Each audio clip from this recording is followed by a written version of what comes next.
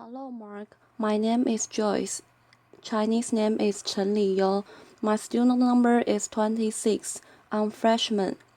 The topic is what I learned from 100 Days of Rejection from Jiang. When I was 6 years old, I received my gifts. My first grade teacher had this brilliant idea. She wanted us to explain receiving gifts but also learning the virtue of complimenting each other. So she had all of us come to the front of the classroom, and she bought all of us gifts and stacked them in the corner. And she said, "Why don't we just stand here and compliment each other? If you hear your name called, go and pick up your gift and sit down." What a wonderful idea, right? What could go wrong? Laughter. Well, there were 40 of us to start with, and every time I heard someone's name called, I would give out the hardest cheer. And then there were 20 people left, and 10 people left, and 5 left, and 3 left. And I was one of them. And the compliments stopped. Well, at the moment I was crying, and the teacher was freaking out. She was like, "Hey, would anyone say anything nice about these people?" Laughter. No one? Okay, why don't you go get your gift and sit down? So behave next year. Someone might say something nice about you. Laughter. Well, as I'm describing this you probably know I remember this really well. Laughter. But I don't know who felt worse that day. Was it me or the teacher? She must have realized that she turned a team building event into a public roast for 6-year-olds. And without the humor. You know, when you see people get roasted on TV, it was funny. There was nothing funny about that day. So that was one version of me, and I would die to avoid being in that situation again. To get rejected in public then, that's one version. Then fast forward 8 years, Bill Gates come to my hometown, Beijing, China, to speak, and I saw his message. I fell in love with that guy. I thought, wow, I know what I want to do now. That night I wrote a letter to my family telling them by age 25 I'll build the biggest company in the world, and the company will buy Microsoft. Laughter. I totally embraced this idea of conquering the world. Domination, right? And I didn't make this up. I did write that letter, and here is it. Laughter. You don't have to read it through. Laughter. This is also bad handwriting, but I did highlight some key words. You get the idea. Laughter. So, that was another version of me, one who will conquer the world. Well, then 2 years later, I was presented with the opportunity to come to the United States. I jumped on it because that was where Bill Gates lived, right? Laughter. I thought that was the start of my entrepreneur journey. Then fast forward another 14 years, I was 30.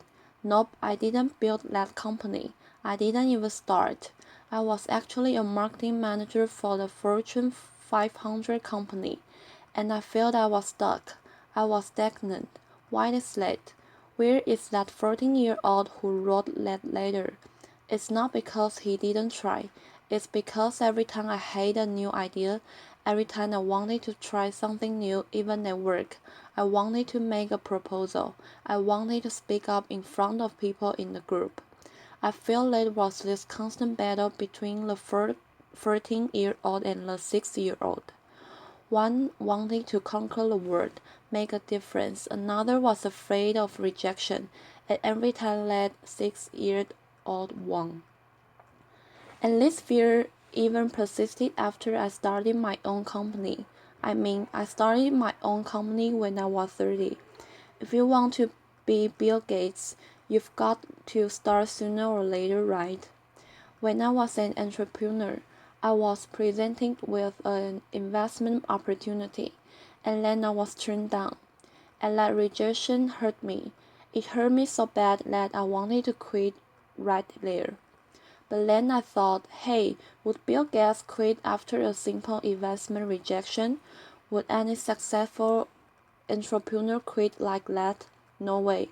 And this is where it clicked for me. Okay, I can build a better company. I can build a better team or a better product. But one thing for sure, I've got to be a better leader. I've got to be a better person. I cannot let that 6-year-old keep dictating my life anymore. I have to put him back in his place. So this is where I went online and looked for help. Google was my friend. Laughter. I searched, how do I overcome the fear of rejection? I came up with a bunch of psychology articles about where the fear and pain are coming from. Then I came up with a bunch of rah-rah inspirational articles about don't take it personally, just overcome it. Who doesn't know that? Laughter. But why was I still so scared? Then I found this website by luck. It's called rejectiontherapy.com. Laughter. Rejection therapy was this scam invented by this Canadian entrepreneur.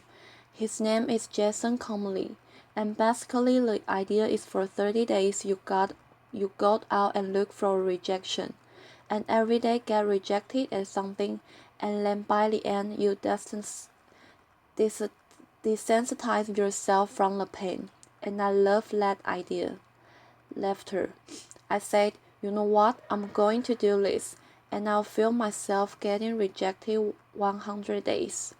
And I came up with my own rejection ideas, and I made a video blog out of it. And so here's what I did. This is what the blog looked like. Day 1. Laughter. Borrow $100 from a stranger. So this is where I went to where I was working.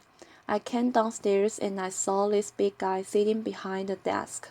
He looked like a security guard, so I just approached him, and I was just walking, and that was the longest walk of my life. Here on the back of my neck standing up, I was sweating and my heart was pounding. And I got there and said, "Hey sir, can I borrow $100 from you?" Laughter. And he looked up, he's like, "No, why?" And I just say, "No, I'm sorry." Then I turned around and I just ran. Laughter. I felt so embarrassed, but because I filmed myself, so that night I was watching myself getting rejected. I just saw how scared I was. I looked like this kid in The Sixth Sense. I saw dead people. Laughter. But then I saw this guy, he wasn't that menacing. He was a chubby, lovable guy. And he even asked me why. In fact, he invited me to explain myself. And I could say many things. I could explain, I could negotiate it. I didn't do any of that. All I did was wrong. I felt, wow, this is like a microcosm of my life. Every time I felt the slightest rejection, I would just run as fast as I could. And you know what? The next day, no matter what happens, I'm not going to run. I'll stay engaged. Day 2. Request a burger refill. Laughter. It's when I went to burger joint, I finished lunch and I went to the cashier and said, "Hi, can I get a burger refill?" Laughter. He was all confused like, "What's the burger refill?" Laughter. I said, "Well, it's just like a drink refilled but with a burger." And he said, "Sorry, we don't do burger refill, man." Laughter. So this is where rejection happened and I could have run, but I stayed. I said, "Well, I love your burgers. I love your joint, and if you guys do the burger refill, I will love you guys more." Laughter. And he said, "Well, okay, I will tell my manager about it. And maybe we'll do it, but sorry, we can't do this today." Then I laughed, and by the way, I don't think Laugh ever done burger refill. Laughter. I think they're still there, but the life and death feeling I was feeling the first time was no longer there, just because I stayed engaged, because I didn't run. I said, "Wow, great, I'm already learning things, great." And then day 3, getting Olympic donuts. This is where my life was turned upside down. I went to a Krispy Kreme. It's a donut shop in mainly the southeastern part of the United States. I'm sure they have some here too. And I went in, I say, can you make me donuts look like Olympic symbols? Basically, you interlink 5 donuts together. I mean, there's no way Leg could say yes, right? The donuts maker took me so seriously. Laughter. So she put out paper, started jotting down the colors and the rings, and it's like, how can I make this? And then 15 minutes later, she came out with a box that looked like Olympic rings, and I was so touched. I just couldn't believe it. And that video got over 5 million views on YouTube. The world couldn't believe that either. Laughter. Because of that, I was in newspapers, in talk shows, in everything, and I became famous. A lot of people started writing emails to me and saying, what you are doing is awesome, but fame and notoriety did not do anything to me. What I really wanted to do was learn and to change myself. So I turned the race of my 100 days of rejection into this playground, into this research project. I wanted to see what I could learn. And then I learned a lot of things. I discovered so many secrets. For example, I found that if I just don't run, if I got rejected, I could actually turn a no into the yes. And the magic word is why. So one day I went to a stranger's house. I had this flower in my hand, knocked on the door and said, hey, can I plant this flower in your backyard? Laughter. And he said, no. But before he could leave, I said, hey, how can I know why? And he said, well, I have this dog that would dig up anything I put in the backyard. I don't want to waste your flower. If you want to do this, go across the street and talk to Connie. She loves flowers. So that's what I did. I went across and knocked on Connie's door, and she was so happy to see me. Laughter. And then half an hour later, there was a flower in Connie's backyard. I'm sure it looks better now. Laughter. But had I left after this initial rejection, I would thought, well, it's because the guy didn't trust me. It's because I went crazy. Because I didn't dress up well. I didn't look good. It was none of those. It was because what I offered did not fit what we wanted. And he trusted me enough to offer me the referral. Use a sales term, I converted a referral. Then one day, and I also learned that I can actually say certain things and maximize my change to get a yes. So, for example, one day I went to the Starbucks and asked the manager, hey, can I be Starbucks greeter? He was like, what's a Starbucks greeter? I said, do you know those warm art greeters? Those people who say hi to you before you walk in the store and make sure you don't steal stuff. Basically, I want to give a warm art experience to Starbucks customers. Laughter. Well, I'm not sure that's a good thing actually. Actually, I'm pretty sure it's a bad thing. And he was like, oh, yeah, this is how he looked. His name is Eric. And he was like, I'm not sure. This is how he was hearing me. Not sure. Then I ask him, is that weird? He's like, yeah, it's really weird, man. But as soon as he said that, his whole demeanor changed. It's as if he's putting all the dough on the floor. And he said, yeah, you can do this. You just don't get too weird. Laughter. So for the next hour, I was the Starbucks greeter. I say hi to every customer that walked in and gave them holiday cheers. By the way, I don't know what your career trajectory is. Don't be the greeter. Laughter. It was really boring, but then I found I could do this because I mentioned, is that weird? I mentioned the job that he was having. And because I mentioned, is that weird? That means I wasn't weird. That means I was actually thinking just like him. Seeing this as a weird thing. And again, I learned that if I mention some doubt people might have before I ask the question, I gain their trust because we're more likely to say yes to me. And then I learned I could fulfill my life dream by asking.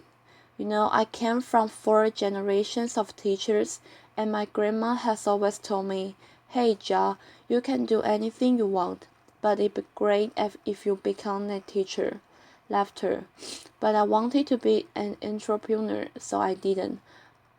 But it has always been my dream to actually teach something. So I said, what if I just ask and teach a college class? I live in Austin at the time, so I went to University of Texas in Austin and knocked on professors' doors and said, "Can I teach your class?" I didn't get anywhere the first couple of times, but because I didn't run, I kept doing it. And on the third try, the professor was very impressed. He was like, "No one has done this before," and I came in prepared with PowerPoints in my lesson. He said, "Wow, I can use this. Why don't you come back in 2 months? I'll fit you in my curriculum." And 2 months later, I was teaching a class. This is me. You probably can see this is a bad picture. Sometimes you get rejected by lightning. Laughter. But wow, when I finished teaching that class, I walked out crying because I thought I could fulfill my life dream just by simply asking. I used to think I have to accomplish all these things, have to be the great entrepreneur or get a PhD to teach, but no, I just asked, and I could teach. And in that picture, which you can see, I quoted Martin Luther King Jr. Why? Because in my research I found that people who really change the world, who change the way we live and the way we think, are the people who were made with initial and of violent rejections. People like Martin Luther King Jr., like Mahatma Gandhi, Nelson Mandela, or even Jesus Christ. These people did not let rejection define them. They let their own reaction after rejection define themselves, and they embrace rejection. And we don't have to be lost people to learn about rejection. And in my case, rejection was my curse, was my boogeyman. It has bothered me my whole life because I was running away from it. Then I started embracing it. I turned that into the biggest gift in my life. I started teaching people how to turn rejections into opportunities. I use my blog, I use my talk, I use the book I just published, and I even building technology to help people overcome their fear of rejection. When you get rejected in life, when you are facing the next obstacle or next failure, consider the possibilities. Don't run. If you just embrace them, they might become your gifts as well. Thank you. Applause.